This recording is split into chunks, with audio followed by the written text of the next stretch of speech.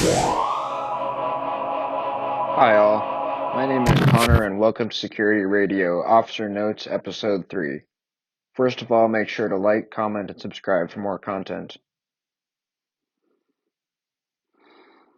Religion is tough. It is certainly a challenge to identify, understand, and live through your faith. There are over 4,000 religions in the world. To narrow it down to what you believe is quite the pursuit. But also, who am I to say one religion is better or more correct than another? Coexisting is phenomenally underrated, and not many get that in my experience. They'll tell you it's my way or the highway. And that may be good in a sense. That shows devotion to their deity or deities or way of life. But to coexist means acceptance of all religions, spiritualities, and doctrines to me. Let's unpack this a little. Say your good friend of 5 years decides one day that they're going to start practicing Islam when they've been a devout Christian for their entire life. So sure, as a good friend, you might want to help them double-check their decision, right?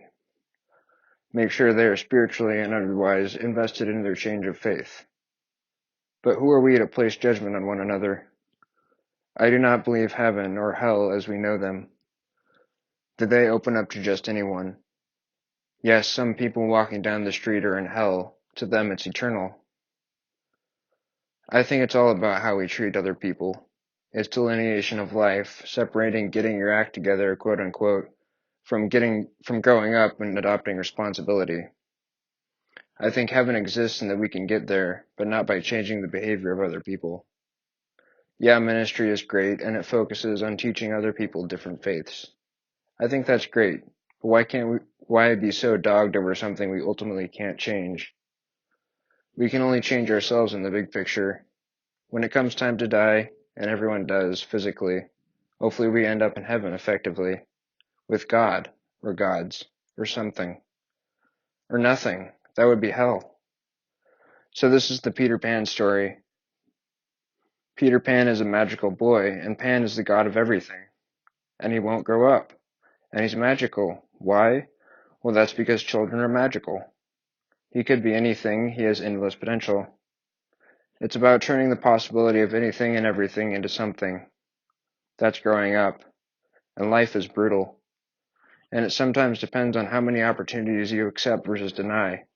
Because if you deny 10 of those in a row, man, you're on the street. And that's not fun. And it doesn't get better. So Peter Pan ends up king of the Lost Boys because who the hell wants to become Captain Hook? He has to content himself with the Tinkerbell, and she doesn't even exist. She doesn't exist. So it's about sacrifice. You get to pick your sacrifices. You can't not make one. You can be an idiot at 25, but when you're doing the same thing at 30, people aren't too keen on that. Well, I'm just having fun. No, you're not. You're an old infant. And no one likes that. So many people, especially young men, hear such little encouragement. Sometimes they never hear it in their entire lives. So they're starving for just a little bit of light in their lives, maybe. Religious devotion, I think, means practicing your own atonement or what behooves you, in accordance with what is right and forthcoming. So I don't think there's much of a problem with interreligious collaboration and ministry, because it's peaceful and unites those in faith. But when it comes to two or more religions interchanging ideas, I think it can be very dangerous. Think of the old school Bible-thumping evangelical Protestant, right? Or with any religion, I think denying someone their right to practice religion is unconstitutional, sacrilegious, and heretic. I don't believe it is Christ-like to refuse to care about someone's views at all, and especially based on their religion.